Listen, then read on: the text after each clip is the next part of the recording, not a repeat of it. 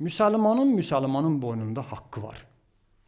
Elə deyil ki, biz elə adımız müsəlman oldu, bununla da daha namaz qıldıq, məscidə gəldik, namazdan sonra bir-birimizlə görüşdük, iş bununla bitmir. Müsəlmanın boynunda haqqı o qədərdir ki, Peyğəmbər onun pak əhl-i beytin kəlamlarında bizə buyururlar ki, hətta müsəlman asqıranda, yanında asqırdı, sən ona indi bizim Azərbaycan dilləri sağlam ol, ərəb dilində deməlisən ki, yarhaməkallah, Allah sənə rəhm etsin. Müsəlman qardaşın asqırmağına belə biganə qalmamalısan. Müsəlman qardaşın boynunda o qədər böyük haqqı var ki, bəzən görürsən ki, biz qardaşımızın üzündə, saçında, paltarında bir şey görürük. Ona deyirik ki, əlvi belə ilə götür. Yəni, əlvi belə ilə. Amma bizə deyiblər ki, müsəlman qardaşın, gördün onun üzündə burada nəsə var, özün öz əlindən onu götür. Demə qardaş, əlvi belə ilə nəsə orada bir yapışıb bir şey düşsün, qoy, eybi. Bu qədər mühümdür. Bizim dinimiz ancaq namaz qıldım, həccə getdim, gəldim, eysandan yedim, yağlı eysandan, aşdan, pulovdan yedim, sonra da getdim. İndi bəzi möminlərimiz var, qəlyanxanada əyləşdi, bir dənə də qəlyan üstünə çəkdi. Mən daha oldum mömin, inşallah behiştin qapıları üzümə lay-balay açıqdır, gedəcəyəm behişdə. Yox, bununla iş bitmir. Bizim dinimiz deyir, gərək bir-birinizə biganə qalmayasınız. Bir-birinizə qarşı laqeyd olmayasınız. Necə müsəlmansan, necə möminsən, necə namaz qılansan, digər mömin qardaşının bilirsən problemi var, dərdi var, qəmi var, qüssəsi var, amma sən biganəsən. Uzağı deyirsən, görürsən ona zülm olunub, deyirsən ki, ay vay vay vay, Allah lənət eləsin zalimlara. Sonra bildi, Allah zalıma lənət eləsin, neynəmə fikrim var? Bir söz demə fikrim var, qardaşa kömək eləmə fikrim var. Allah sənin səbir versin. Bildi, düzdür. Bəli, birimizi səbrə dəvət eləyək. Başqa əlindən nə gəlir, neyniyə bilərsən? Boş səbir versinlə iş bitir. Belə bir söz var, elmi termindir, psixologiyada. Empatiya. Bir dən var simpatiya. Mənim filan kəsə simpatiyam var, o cəmaət bilir. Onun şəxsiyyətinə mən vurğunam, şəxsiyyətinə mən hörmət edirəm, böyük bilirəm və ilax müxtəlif mənalarda. Filan kəsə simpatiyam var, bir dən var empatiya. Empatiya nədir? Adam özünü başqalarının yerinə qoyur. Onu daha yaxşı başa düşsün deyə bir anda təsəvvür edir, o dərd çəkən mənəm. O yataqda uzanan mənəm. Körpə uşağını əldən verən mənəm. Evi dağılan, sökülən, çöldə, çadırda yaşayan mənəm. Onun çəkdiyini hiss edir. İndi bunu ilk dəfə İngilis psixoloq var, Edward. Onun tərəfindən 1909-cu ildə bunu bir nəzəriyyə kimi irəli sürüb, mənim araşdırmama əsasən. Amma bizim dinimiz 14 əsr bundan qabaq Qur'an-ı Kərimdə və Peyğəmbər Əhl-i Beytin kəlamında bizə buyurub ki, başqalarının dərdini başa düşməlisiniz. Aclıq vaxtı ac olanı başa düşməlisən. Ramazan ayında oruç tutmağın da bir hikməti, fəlsəfəsi nə idi? İmam buyururdu. Allah Teala ona görə orucu vacib elib ki, qoy toxlar acların dərdini başa düşsün.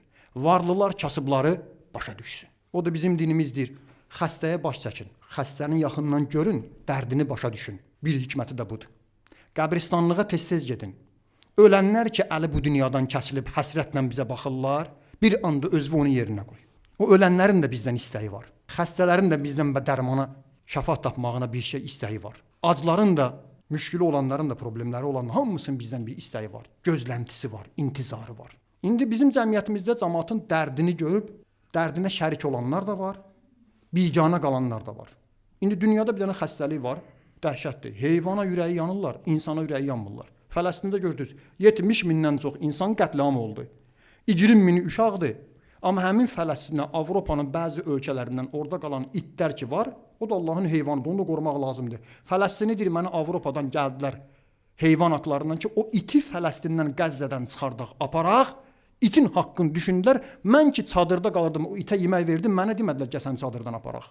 Bəziləri görür, yanından düz keçir. Bəziləri yanından düz keçməsə də oturur, dərdinə qulaq asır, biraz ağlayır, gedir. Ağlamağa nə verirlər? Eşitmişsiniz, o lətifəni seçsin danışdım bir dəfə. Bir nəfər ağlayırdı, o burada yolla keçirdi. Deyir, qardaş, niyə ağlayırsan? Elə soruşan ki, deyirdi, niyə ağlayırsan? Qoltuğun altında 2 dənə çörək saxlayırdı. 2 dənə çörəyi vurmuşdu qoltuğuna, ağa. Deyir, niyə ağlayırsan? Deyir, özüm az, evdə uşaqlar ac, Yemək tapa bilmirəm, oturmuşam evin qapısında ağlayıram. O da qoşulduğunu başladı orada ağlamaya. Deyir, yaxşı, sən niyə ağlayırsan? Deyir, mən sənin dərdini ağlayıram da. Deyir, qardaş, mənim dərdimi ağlamaq lazım deyil. Qoltuğun altında çörək var, o çörəkdən birini ver, mən də qoyayım, ailəm deyilsin, məsələ düzəldi də. Deyir, yox qardaş, çörək demə, pul demə, ağlamaq nə qədər desin, sən ağlayacaqsan. Peyğəmbər sahabəsi var, Allahın salamı olsun Peyğəmbərə, onun əhli beytinə, adı Ədhəmdir. Bir Ədhəmə qulaq asın, görün kişi belə olar. Kişiliyi öyrənək Ədhəm kimi kişilərdən. Ədhəm bir gün keçirdi, gördü ki, Peyğəmbər əyləşib bir yerdə. Peyğəmbərin rənginə baxdı, gördü, rəngi saralıb, çox gərgindir, narahatdır. Dedi, atam, anam sənə fəda olsun. Əziz Peyğəmbər, Allahın salamı olsun ona və əhli beytinə, səni niyə bu halda görürəm? Görürəm, əziyyət çəkirsən. Nə olub? Peyğəmbər başını qaldırdı, onun üzünə baxdı, dedi ki, acam, aclıqdandır, aclıqdandır. Eşidən kimi Peyğəmbər acdı, da demədi Peyğəmbər, Allah sənə yemək yetirsin dedi. Allahın ən sevimli bəndəsi sənsən. Allah sənə yemək verməsə kimə verəcək? Yasin surəsində var. Allah bəziləri kasıblara yemək vermir, nə deyir? Allah istəsəydi onlara verərdi. Bəhanəyə bax. Ədhəmdir, bunu eşidən kimi qaçdı. Qaçdı birinci evə. Evdən bir çörək tapsın, gətirsin, bir şey Peyğəmbərə. Ev dedilər, heç zad yoxdur. Neynəsə yaxşıdır. Gəlib təzdən Peyğəmbərə demədi ki, Peyğəmbər bağışladı, evdə bizdə də bir şey yoxdur. Biz də acıq. Getdi Bəni Qureyzə tayfasına tərəf. Onlara dedi ki, mən siz üçün tez nə iş deyirsiniz? İşləyim, mənə bir şey verin. Dedilər, quyudan bir vedrə su, bir xurma dənə. O qədər tez-tez vedrə ilə quyudan su çəkdi, ovucu qədər xurmanı aldı və qaça-qaça gəldi Peyğəmbərin hüzuruna. Peyğəmbər gördü həmin yerdəki əyləşib yerindədir. Peyğəmbərin qabağında ədəblə, belə fərəhlə yox. Peyğəmbər, sən üçün yemək gətirmişəm. Yox. Ehtiramla yeməyi qoydu Peyğəmbərin. Xurmanı tökdü Peyğəmbərin qabağına və deyir Peyğəmbər, Bismillah, ye. Ardı da var, mən burada da dayanım. Müsəlman belə olar. Müsəlman gördü, acdı, qaçıb əlindən gələn eləyər. Bir yandan da bizim məsuliyyətimiz var. Qiyamətdə bizdən soruşarlar. Acları, kimsəsizləri, əlsiz, ayaqsızları, evi dağılanları, müharibədə müşkül yaşayanları gördünüz, nə etdiniz? Sən nə etdin? Bugün baxırsınız dünyaya, qardaşlar, möminlər. Bugün Hindistanda, Kəşmirdən, kasıb İraqdan, Türkiyəyə qədər müsəlman ölkələri necə yardım edirlər? Fələstinə, Livana, İrana. Baxdınızda Küfədə balaca uşaq gəldi, öz qulağından sırğasını çıxartdı, qoydu mizin üstünə. Türkiyədə xanımlar yığışmışdılar, sərci öz qızıllarını gətirib təhvil verirdilər. Halaldır xanımlara. Mən buradan salamlayıram Türkiyədə olan müsəlman bacı qardaşlarımızı ki, xanım üçün qızılın dəyəri bilirsiniz nədir? Xanımlar qızılla diqqətlidirlər. Yığışıb, qızılı toplayırdılar, qızıllarını verirdilər. Balaca-balaca uşaqlar öz sırğasını verirdilər ki, cəbhəyə yardım, Livana, İrana, Fələstinə yardım. O günləri qardaşlar, bura bir Rus gəlmişdi. Şahidlər buradadılar, Seyid də bunu bilir. Birinci mən gördüm. Yaxınlaşdı, mənə dedi ki, mən buranı oxudum, burada yazılıb dini kəlmələr. Burada aranızda İranlı var. Dedim, buyur, eşidirəm, neynirsən İranlını? Dedi, bu müharibə ki başlayıb, mən narahatam. Bu müharibədə ki Ayətullah Xamneyi öldürüldü, şəhid oldu. Mən gəlmişəm birinci öz başsağlığımı, burada İranlı varsa mənə göstərin. Mən bir Rusiya vətəndaşı kimi, bir vicdanlı insan kimi, bir xristiyan kimi, Məsihi kimi, mən o İran vətəndaşına təşəkkürümü bildirim, başsağlığımı bildirim. Əgər bir kitabınız varsa nekrolog yazmağa, öz ürək sözlərimi yazım və yardımımı eləyim. Pul gətirmişdi ki, mən buradan istəyirəm İrana yardım eləyəm. Və çıxartdı, qutuya da attı o qutuya. Bilirsiniz nə deyirdi? Axırıncı buradan çox danışdı. Birini dedi ki, xahiş edirəm, mənim tərəfimdən İrana çatdırın. Biz sizləyik, biz EPS-dən deyilik. Bugün hamımız istəyirik haqq cəbhəsi qalib gəlsin. Düzdür? Elə şəxs ola bilməz bizim aramızdan ki, istəməsin bugün haqq cəbhəsi qalib olsun. Amma qələbə çalmaqdan ötürü Həzrəti Əli əleyhissalam, Əmir el-Möminin ağamızın bir düsturu var. Baxın nədir? İmam əleyhissalam buyurur. Gulibə vallahil mutəxazilun. And olsun Allaha bir-birinə kömək eləməyənlər məğlub oldu. Nəhcül Bəlağa 34-cü xütbədən. Kim bir-birinə kömək eləyər, o cəbhə qalib olar. And içir imam, and olsun Allaha bir-birinə kömək eləməyənlər qalib olmaz, məğlub olarlar. İndi mən bu sözləri danışan bir ruhani kimi. Hamınızdan xahişim var, mənə diqqətlə qulaq asın və Allahı da şahid tuturam bu cümə namazında. Allahın huzurunda, İmam Zaman ağanın əleyhissalam huzurunda siz də məni eşidirsiniz. Mən burada özümə vəzifə, borc bilib bir şey demək istəyirəm. Mən bir ruhani kimi bu sözləri sizə danışıram. Ay cəmaət, gəlin malınızı verək. Quran məntiqinə Əhl-i Beyt əleyhissalam buyurduğuna əsasən malını verməyən sabah canını verməz. Mən sizə xumusdan danışıram. Özüm xumus verməsəm daha sizə xumusdan danışmağın nə faydası? Düzdür yox. O ruhani ki özü xumus vermirsə nə durub cəmaətdə xumusdan danışır? İmam Zamanın haqqını yeməyin, xumusunuzu verin deyir. Və mən özüm də fikirləşdim ki, bəs bu gün baxırıq dünyaya, hamısı haqq cəbhəsinə yardım edir. Mən nə edə bilərəm? Birinci özümə sualı verdim, bir ruhani kimi. O çadırda yaşayan körpələr, evi bombalanan Qəzzəlilər, Tehranlılar, Təbrizlilər, Qumda, Məşəddə, o müsəlman qardaşlar üçün mən bir ruhani kimi bu çıxışlardan, bu sözlərdən əlavə əməllə nə edə bilərəm? Qardaşlar, mənim bu şəhərə gələndən Allahın verdiyi mal, mülk nemətindən bir maşınım var. Allah razı olsun, təşəkkür edirəm o maşının da alınmasında mənə dəstək olan qardaşlara ki, niyyətləri inşallah ixlasla o maşını dedilər, gedirsən, gəlirsən, maşınsızsan, kömək elədilər, maşın alındı. Onların da o maşında payı var, bunu da deyim. Mənim bir maşınım var, mən özümlə öz Allah aramda əhd elədim ki, mən bir ruhani kimi bu gün haqq cəbhəsindən danışıramsa, müsəlman qardaşlarımızdan deyirəmsə, gərək özüm də əmənlə bir şey eləyəm.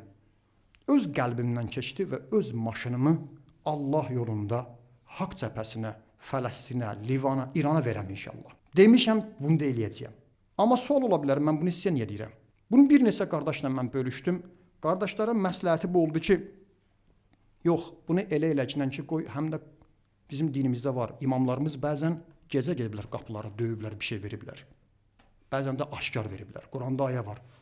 Gecə və gündüz, sirrən və alaniyə, aşkarda və gizlində öz malını infaq eləyərlər. Həzrət Əleyhisselam 4 dirhəm ona pul verdilər. Peyğəmbər ona verdi. Birini gündüz verdi, birini axşam verdi. Birini gizlində verdi, birini də aşkar verdi. Quran-ı Kərimdə ayə nazil oldu. Mən onu özümü müqayisə eləmirəm ha. Amma bəzən imamlarımız deyib ki, cəmaatın qarşısında bunu eləyin ki, qoy cəmaat da təşviq olsun ki, orada müsəlman qardaşlarımızı ki, orada bugün çadırlarda qalırlar, onlara bir dəstək olsun. Ayətullah Sistani kimi böyük şəxsiyyət də bunu gizlin eləmir. Açıq-aşkar İrana yardım eləyir. Vurulan Minabda məktəbə gördünüz ki, özü açıq-aşkar deyir ki, bunu eləyirik ki, qoy cəmaat da bilsin. Müştəhidlər çağırış edir cəmaata. Və bunu da burada deyim. Mənim Allah yolunda inşallah Allah bunu qəbul eləsin. Bu verəcəyim çox böyük şey deyil. And olsun Allaha bir şey deyil. And içdim. Cümə namazında. Xütbədə, Peyğəmbər minbərində. Sadəcə özümüzü həmin o İbrahim Peyğəmbər əleyhissalamı oda atanda o qaranquş gəldi bir dimdiyində bir damcı suya atdı. Dedilər ki, o ki odu söndürən deyil. Ki, yox, mən də o vəzifəm ki var, o adımı yazdırmaq istəyirəm ki, mən də qırağa qalmadım, bigana qalmadım. İbrahim yanında susmadım əleyhissalam. Və ona görə buradan da üzümü tutub İranlı qardaşlara, Livanlı qardaşlara, Fələstinli qardaşlara deyirik. Bizim bu göndərdiyimiz, bu naqabil İranlar demişsən, dəyəri olmayan hədiyyəni qəbul eləyin və bu göndərdiyimizin heç bir dəyəri də yoxdur. Amma bazardığımız bu idi.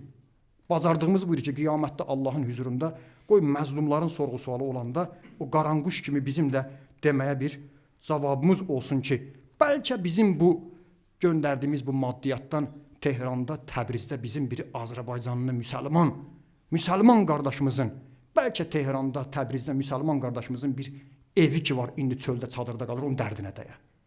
Bəlkə onunla bir İran raket düzəldi, ondan uşaq qatillərini, Epstein mafiyasının qəlbini o raketdən vura. Mən buna sevinərəm, qiyamətdə inşallah şad olaram. Və son, bu savabda Allah əgər mənə bir savab verəcəksə, imkanı olanlara da demirəm də, imkanı olanlar da bilirlər. Amma imkanı olmayıb, onların da ürəyindən keçənlər varsa, bir qardaş varsa, Allah yolunda ehsan eləmək istəyən varsa, amma imkanı yoxdursa, mən onları da, həbsdə zindanda olan ruhani mömin qardaşlarımızı da, xanımları da və şəhid ailəsi, qazilər var ki, mənə müraciət edir ki, biz də İrana yardım eləmək istəyir, onları da o savabda şərik edirlər. Allah qəbul etsin inşallah. Sonda bunu da deyim ki, qiyamətdə sevinərik ki, bizim nəsə bir qazancımız, bizim nəsə bir malımız Allah yolunda haqq cəbhəsində, Fələstində, Livanda, İranda olan qardaşlarımıza geçsin. Biz buna sevinərik. Peşiman olarıq ki, mənim varım idi, ən yaxşı xərclənən yer oraydı, amma mən orada əsirgədim. Allahın və Peyğəmbər və onun pak əhli beytinə Allah Teala bizlərdən bütün haqq cəbhəsinə olan yardımları qəbul eləsin. Amin. Allah Teala bizi bu yardımlarda ixlaslı bəndələrdən qərar versin. Amin. O məzlum müsəlmanlara da kömək olsun. Amin. Ağamız Mövlamız İmam Zaman ağanın zuhurunu təcil eləsin. Amin. Ağamızın gəlişinin yer üzərində ədaləti bərpa eləsin. Amin.